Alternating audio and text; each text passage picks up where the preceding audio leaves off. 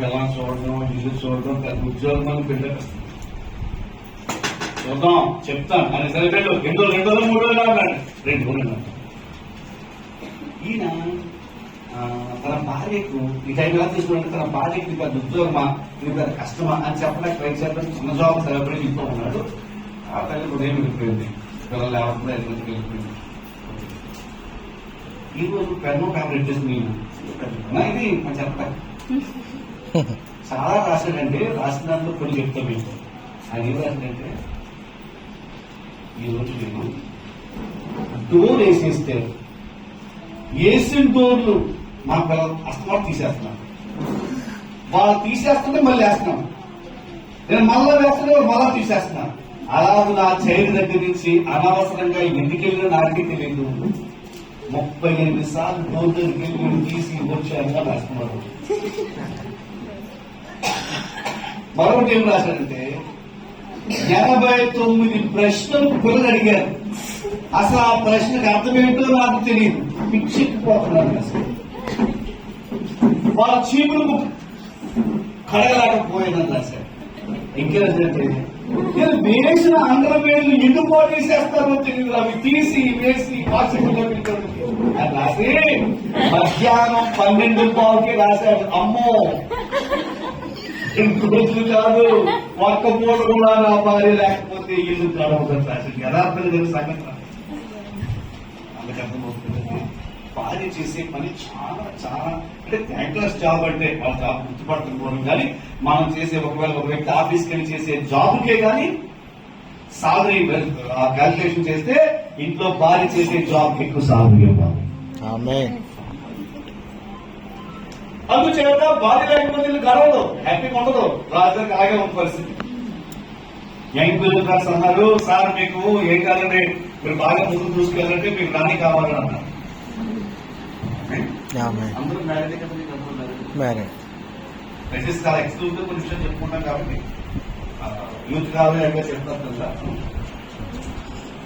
ఒక వ్యక్తి షార్ప్ గా పనిచేయాలంటే, ఒక వ్యక్తి మీ జాబ్ లో ముందుకు తీసుకెళ్ళిపోవాలంటే, ఒకవేళ ఒక ప్రాజెక్ట్ వర్క్ బాగా చేయాలి, బిజినెస్ బాగా చేయాలంటే ఒక పురుషునికి కావాల్సిన స్త్రీకి కావాల్సిన వర్క్ చేసే వర్క్ లో తప్పనిసరిగా భార్యతో భర్తతో ఆ రోజు వారు గడిపే టైం బట్టి వారి సక్సెస్ లో ఏ కీ రోల్ వహిస్తుంది. ఆ టైమింగ్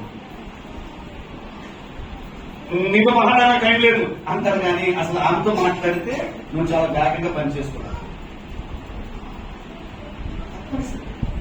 ప్రతి స్త్రీ పురుషుడు ఏకాంతంగా కనుక్కోవాలి. ఈ రోజులో వర్క్ లోడ్ పెట్టుకుని వర్క్ లోడ్ 2 రోజులు టచ్ చేయకే, 2 రోజులు నాతో మాట్లాడకే, 2 రోజులు అసలు డిస్టర్బ్ చేయక చూసారా, ఆ 2 రోజులకి 20 రోజుల వరకు ఆ డిస్టర్బెన్స్ పోతారు. నీకు డిస్టర్బెన్స్ ఎక్కువ ఉన్నప్పుడే నీ భార్యతో టైం గడపాలి, నీకు డిస్టర్బెన్స్ ఎక్కువ ఉన్నప్పుడే నీ భర్తతో టైం గడపాలి. The very touch of your wife, నీ భార్య యొక్క చేతి స్పర్శ నీ మెంటల్ టెన్షన్ తగ్గిస్తుంది. మెంటల్ తగ్గిపోతుంది, చాలా పడుతుంది. నీ భర్త యొక్క స్పర్శ నీకున్నటువంటి ఆ ఫ్రస్ట్రేషన్ పడుతుంది.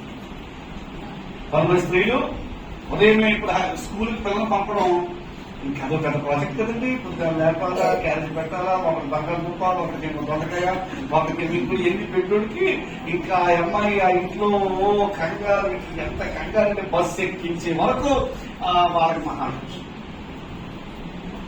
ఆ టెన్షన్ లో ప్రతి అమ్మాయి ఉంటుంది ఇంట్లో.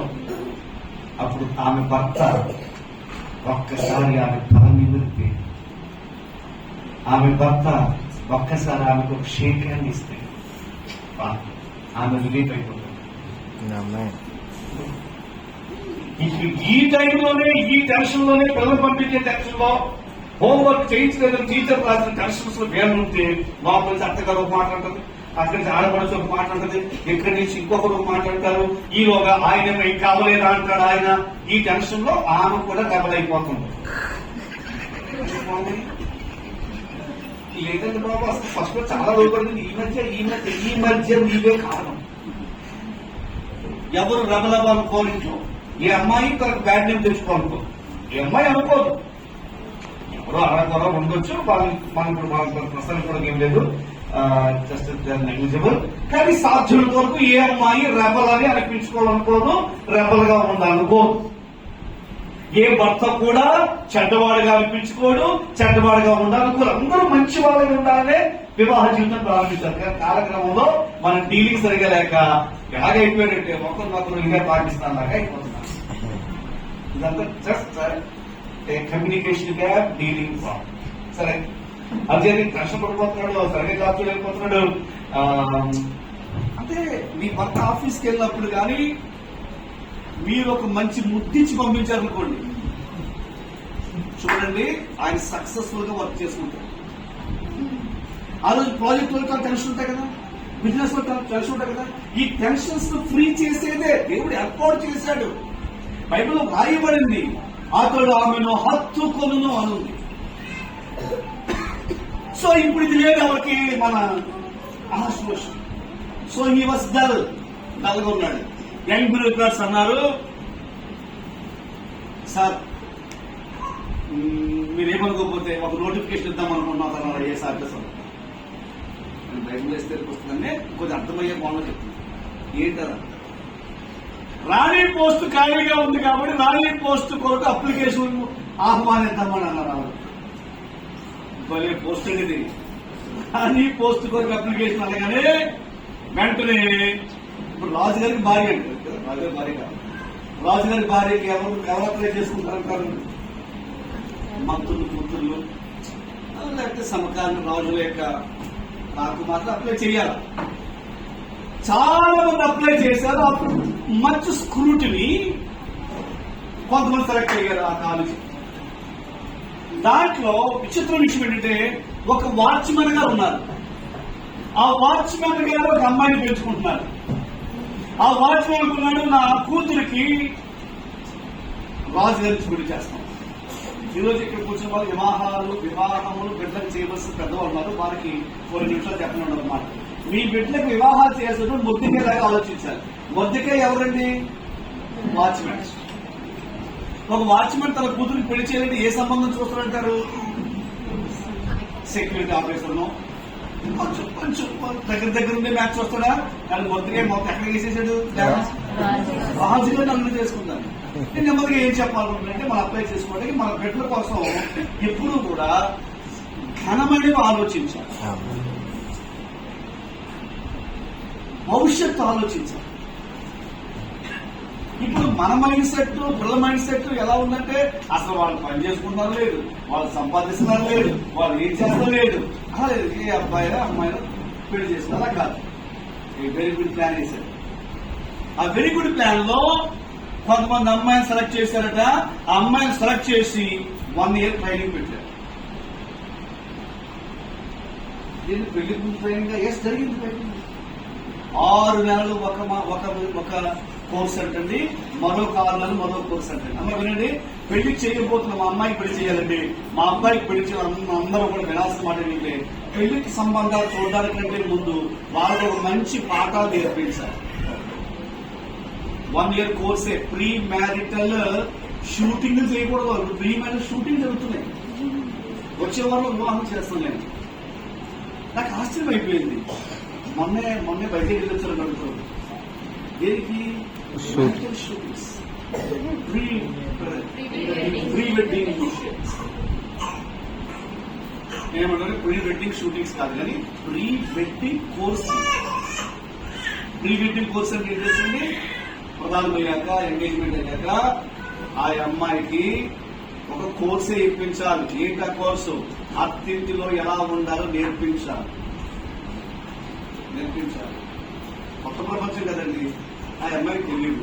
కాబట్టి ఆ ఇంటి వారి గురించి విషయం చెప్పాలి, ఎలా మాట్లాడాలి, ఎలా కూర్చోవాలి, ఎలా లేవాలి, ఇవన్నీ నేర్పించాలి. రాణి వేస్తే నేర్పించాలి. 1 year ట్రైనింగ్ లో అది కొంతమంది అమ్మాయిలు సెలెక్ట్ అయ్యారు. 1 year ట్రైనింగ్ అయింది.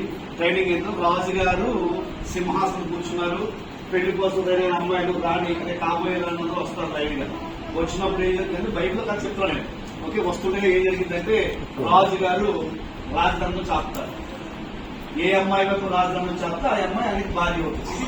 చేసినటువంటి సిస్టమ్. ఆమె దేవుని స్తోత్రం చెప్తాను. ఇవి జరిగింది ఏంటంటే ఒక్కొక్కరు నేను సెలెక్ట్ అవుతాను అనుకున్నారు. ఆశ్చర్యకరంగా మొదటిగా పెంచుకున్న అమ్మాయి చూసారు ఎస్టేల్, ఆమె సెలెక్ట్ అయ్యింది. మనలో కొంతమందికి ఒక చిన్న విషయం, బాప్తిసం పొందండి అంటే అయ్యా మాకు ప్రభు అంటే ఇష్టం, బాప్తిసం పొందాలని ఉంది, కానీ మా పిల్లల వివాహాలు అయ్యా పొందుతామని పడమన్నారు. అంటే మరి మా కుటుంబాలు సంబంధాలు వస్తాయో రావో అని చెప్పి మా బిడ్డల వివాహాలు అయ్యాక వస్తామని అంటారు. కానీ కొన్ని వేల సంవత్సరాల క్రితం ఇండియాలో జరిగిన సంగతి మొదటికే ఆయన ప్రభు నమ్ముకున్నాడు. ఆయన పెంచుకున్న కూతురికి పెళ్ళయింది. అది కూడా ఒక పెద్ద సంబంధం, మంచి సంబంధం వచ్చింది. ఏసై నామములో ఈ సంవత్సరంలో ఎవరైతే మీ బిడ్డ వివాహం చేయాలనుకుంటున్నారో వాళ్ళందరికీ గొప్ప సంబంధాలు వచ్చింది కాక. పెళ్లి చేయడానికి ముందు మాత్రం అమ్మాయికి అబ్బాయికి ట్రైనింగ్ ఉండాలి. పెళ్లి చేసేటువంటి తల్లిదండ్రులు కూడా కొంచెం కౌన్సిలింగ్ తీసుకోవాలి. ఇప్పుడు శీతాకాలం రాగానే స్వెటర్ కొనుక్కోవాలి కదండి. శీతాకాలం అంటే ఏ కాలానికి తగ్గట్టు ఆ కాలానికి తగ్గట్టుగా అప్డేట్ అవ్వాలి కదమ్మా. చాలా మంది కొడుకు పెళ్ళయ్య గారు అంటారు. పెళ్లి నిజంగానే కష్టపడతారు తల్లిదండ్రులు, మంచి పెళ్లి చేస్తారు. కానీ పెళ్లి చేసిన 6 నెలల నుంచే మళ్ళీ ఏం తెలిసే లక్షణం, మా కోడలు మార్గం ప్రార్థన చేయలేదు, మా కోడలు ఏమని తెలుసా, అసలు కోడలు మార్గం ప్రార్థన చేయాలనుకోలేదు, నువ్వు మార్గాలను ప్రార్థన చేయాలి. ఎందుకంటే ఇప్పుడు పెద్దవారు ఏం చేస్తున్నారు, పెళ్ళయ్యాక పెళ్లి కోసం అంతా ఖర్చు పెట్టి ఇంత చేసి తీరా బిడ్డలకు పెళ్లి చేశాక బిడ్డలకు వివాహాలు చేసిన తర్వాత ఆ బిడ్డల ఫస్ట్ ఇప్పుడు పెళ్ళ ఎంతకాలం ఏంటంటే 6 మాసాల, కొడుకు 2 సంవత్సరాల. మీ వివాహం ఎంతకాలం అయింది? ఇంచుమించు 30 సంవత్సరాలు. మీ వివాహం అయ్యేమో 30 సంవత్సరాలు అయ్యింది. మీ కొడుకు పెళ్లి అయ్యేమో 2 సంవత్సరాలు. 30 సంవత్సరాల ఎక్స్పీరియన్స్ లైఫ్ మీకుంది. మీ అమ్మాయికి లేక మీ కోడలకేమో 2 నెలలు 3 నెలలు టైం. 30 సంవత్సరాల నుంచి డ్రైవింగ్ చేసే వ్యక్తికిను జస్ట్ 1 నెల నుంచే డ్రైవింగ్ చేసే వ్యక్తికి డ్రైవింగ్ లో తేడా రాదంటారా? ఇప్పుడు అలాగని చెప్పేసి ఇంకా ఆ 1 మంత్ 2 మంత్ డ్రైవింగ్ చేసేవాడికి అసలు డ్రైవింగ్ రాదని నువ్వు నిరాశపడిచేసి ఇంకా అసలు ఆ డ్రైవింగ్ మీద విరక్తి వస్తే చేసేస్తామా? నడుకోలేదు, పడిపోయినా పోలేదు, మళ్ళా బాగా నడుపుతాను ఎక్కడే చేస్తాను కదా. అలాగే పుట్టుకొచ్చి నేర్చుకుంటారు.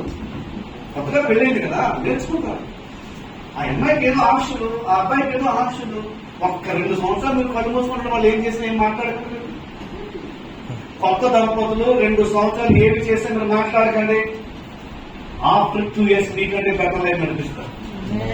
కానీ అసలు పెళ్ళైన తర్వాత 2 రోజులుండే ఇలా కూర్చోమ్మా, అలా అయిపోతామా, ఇలా ఉందమ్మా అని చెప్పేస్తుంటే ఆ అమ్మాయికి అసలు పెళ్లి అనే విషయం మీదనే ఆమె పెద్ద యూట్యూబ్ చేస్తారు. నేను చేసుకుని తప్పు చేశాను, మీరు ఎవరో చేసుకోకండి.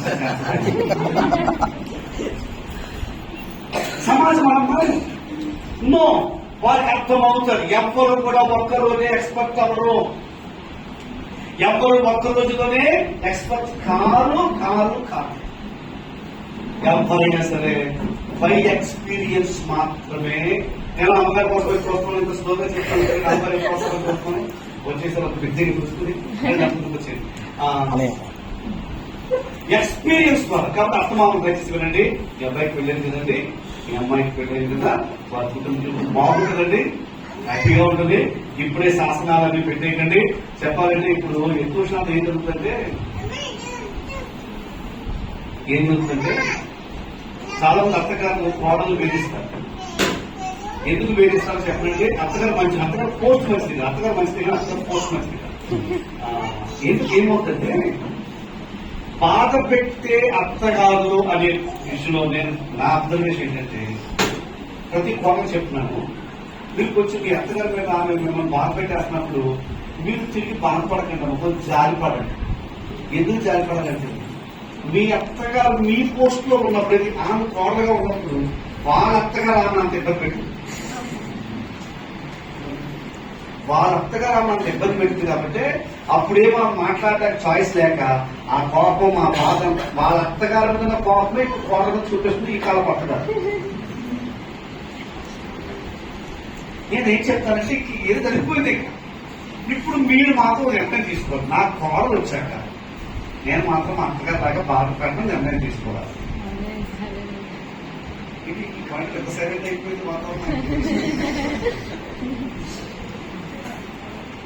వివాహం జీవితం సంతోషంగా వెళ్ళాలి. హ్యాపీగా పెళ్లి చేసినా వాళ్ళు హ్యాపీగా ఉంటారు. చిన్నవాడు కదా, పెళ్ళి 2 సంవత్సరాలు 3 సంవత్సరాలు అయింది కదా, ఏదో చూసిన ప్రాబ్లమ్స్ వచ్చాయా, దేనికి సెట్ అది మళ్ళా సెట్ అవుతారు. అది పెద్ద ప్రాబ్లం ఏమీ కాదు. కానీ మధ్యలో పెద్దవాళ్ళని ట్రాఫిక్ జామ్ చేయకూడదు. దేవుని స్తోత్రం. సరే, ఎస్తేరు పెళ్లి అయిపోయింది, రాజధాని చెప్పాడు, మొదటికే రాజధాని చెప్పాడు, సారీ ఆశుభ్రషు రాజధాని చెప్పాడు. పెళ్లి అయ్యాక అదే అథారిటీ పంపేటప్పుడు ఏంటంటే ఎంతో బైబిల్లో చెప్తున్నాను. ఎస్తేరు పుస్తకం 2వ అధ్యాయంలో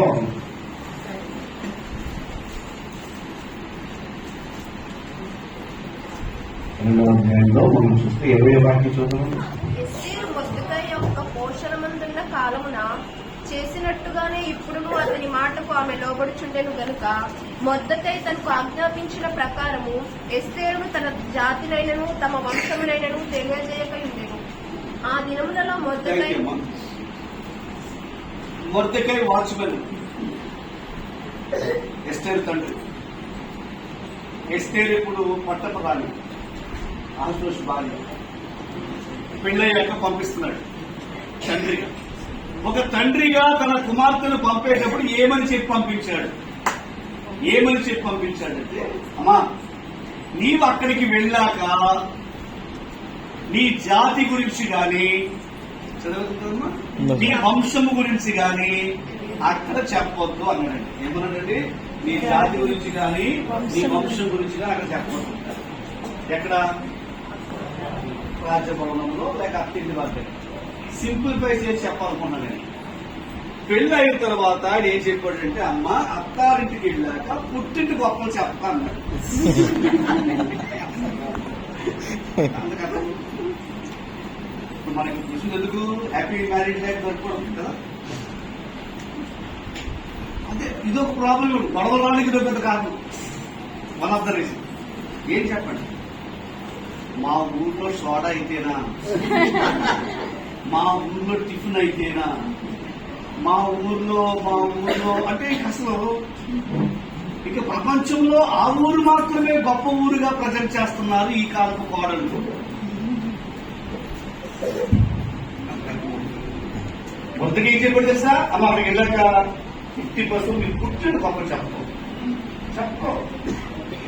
ముందు మామూలు పెళ్లి చేసే వయసు వచ్చిన తల్లిగారు కూడా మామూలు కూడా వారికి పోయి గొప్పలు చెప్తుంటారు. కానీ వివాహం అయ్యాక దయచేసి చెప్తున్నాను, మీ యొక్క వంశం గురించి అక్కడ మాట్లాడడం, మీ పుట్టిన గొప్పలు చెప్పు. ఎవరు చెప్పకూడదు. మా వాళ్ళైతే అలాగా, మీ వాళ్ళైతే ఇలాగా అని. నేను ముందే చెప్పాను కదా, నేను వెయిట్ చేస్తాను ఎప్పుడు నా బాగా వస్తారా అని చూస్తున్నాను.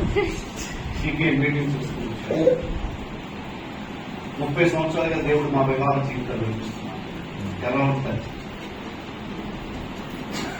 వివాహమైన ఆరంభ దినాల్లో ఇప్పుడు కూడా చాలా చోట్ల మీకు కలిసి మీటింగ్స్ వెళ్తాం. అప్పుడు చాలా చోట్ల బొంబాయి వెళ్ళాం, సూరత్ వెళ్ళాం, చాలా ఒడిస్సా, కర్ణాటక చాలా చోట్ల వెళ్తుంటే అక్కడ వెళ్ళినప్పుడు ఆ మీటింగ్ చూసుకుని మొత్తం ఏదో చిన్న షాపింగ్ లాంటి ఏదో చేస్తుంది కదండి. పెద్దగా ఏం కాదు, చిన్న చిన్న సీసీ కస్టమర్ ముంబైలో, హూగ్లీలో, చాలా వైజాగ్లో అవన్నీ చూసి ఇంటికి వచ్చేటప్పుడు నా భార్య, మ్యారేజ్ అయ్యి 2 years, నా భార్య అనే మాట ఏంటంటే, అక్కడ చాలా బాగుంటుంది, చాలా బాగా దొరికిందని చెప్పి అలా చెప్తూ ఒక మాట అనేవారు. ఏంటంటే, కానీ దానికి మ్యాచింగ్ మాత్రం అక్కడ షాప్లో పెరిగినా దొరకలేదు అని. దొరకలేదు. మళ్ళీ నెక్స్ట్ 5 నిమిషాలు నెక్స్ట్ చెప్పేది ఏంటంటే, ఇది మాత్రం గ్యారెంటీగా భారత్లో దొరుకుతుంది అని. అప్పుడు నేనేమనుకున్నానంటే, ఒక భారత్లో 90 నుండి పెద్ద ఉంటా. అప్పుడు అలాగే అనుకున్నాను, భారత్లో కంటే పెద్ద ఉంటుంది. మరి అది అంటే అక్కడేమో 200 మెటీరియల్, ఇవి 10 రూపాయలదే. 10 రూపాయలు బొమ్మలు దొరికేది కాదు నా భార్య. నెక్స్ట్ డే ఎప్పుడో టూరింగ్ వచ్చిన తర్వాత పాలకులు పెట్టేవాళ్ళం. ఇంతకీ పాలకుల్లో దొరకడం అనే కాన్సెప్ట్ బొంబాయిలో దొరక కాదు, పాలకులు వారి పుట్టింటికి చాలా దగ్గరగా ఉంది కాబట్టి అలా పేరు మీద ఆ షాప్కి వెళ్ళి ఎలాగూ వచ్చాం కాబట్టి అక్కడికి వెళ్ళిపోతా ఉన్నాం. ఇది నేను నా గమనికలో వివాహమైన ఆరంభ దినాల్లో ప్రతి అమ్మాయి కోరుకుంటుంది. ప్రతి అమ్మాయి అదే కోరుకుంటుంది. సో ప్రతి పురుషుడు దీన్ని గమనించాలి, అత్తమామలు దీన్ని గ్రహించుకోవాలి. అస్మాత్ మిగిలిపోతామా అంటారు. కలనిపాలి ఎంతకాలం పెడతారు? తప్పకుండా వారికి తర్వాత మీ ఇల్లే ఆమె ఇల్లుగా ఆమెకు అర్థమవుతుంది. అండర్స్టాండ్? అప్పుడు తప్పకుండా మీరు రెండు పాడమో కొంచెం స్పేస్ పక్కన మీ మాత్రం. సో అందుకనే వివాహమైన ఆరంభ దినాల విషయాలు యాక్చువల్లీ యంగ్ కపుల్స్ వస్తే ఇంకా నేను డిస్కస్ చెప్పుకునేవాడిని. బట్ నేను పెద్దవాళ్ళు అనుకున్నాను కదా, అందులో ఆలోచించేద్దాము. సో వెళ్ళాలి, కానీ పుట్టింటి గొప్పలు చెప్పాలి. అందుకు అర్థమవుతుంది. అది నా భాగంలో గొప్పతనం ఏంటంటే వెళితే నాతోనే తప్ప ఆమె ఇప్పుడు ఒంటరిగానండి. ఇటీవలే మా వెడ్డింగ్ యానివర్సరీ జరిగినప్పుడు వారి పెద్దక్క గారు ఒక పెద్ద కంప్లైంట్, మా అమ్మగారు కూడా బాధపడిపోయేవారు, అసలు ఒక్కరోజు కూడా ఉండదు, ఉంటే వాళ్ళిద్దరే ఉంటారు లేకపోతే వాళ్ళిద్దరే వెళ్ళిపోతారు.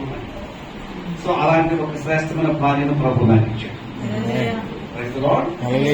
నెమ్మదిగా చెప్పేది ఏంటంటే అప్పుడప్పుడు తీసుకెళ్ళమని ఆమె అడిగే వరకు ఉండకుండా మీరే సిమ్టమ్ అర్థమైపోతుంది. కొంచెం సిమ్టమ్ మీకు తెలుస్తుంది. అటాక్ సిమ్టము, లేకపోతే 2 రోజులు నాటగా ఉన్న సిమ్టము. అప్పుడు మీరు చూడాల్సినటువంటి డాక్టర్ దగ్గర కాదు, మీరే డాక్టరే పరిశీలించాలి. మీరు అమ్మగారికి వెళ్ళి 2 రోజులు అయింది, 2 months మెడిసిన్ హాస్పిటల్ కాదు, దీనికి మెడిసిన్ వాడుతుంది. ఎందుకు చేద్దాం? వారు కావాలి కదండి. ఎందుకు? నీవేమో మీ అమ్మ తల్లిదండ్రులతో ఉంటావు, మీ సిబ్లింగ్స్ తో ఉంటావు, ఇక్కడే ఉంటారు. ఆ అమ్మాయి కేవలం నీ కొరకు మాత్రమే వచ్చింది.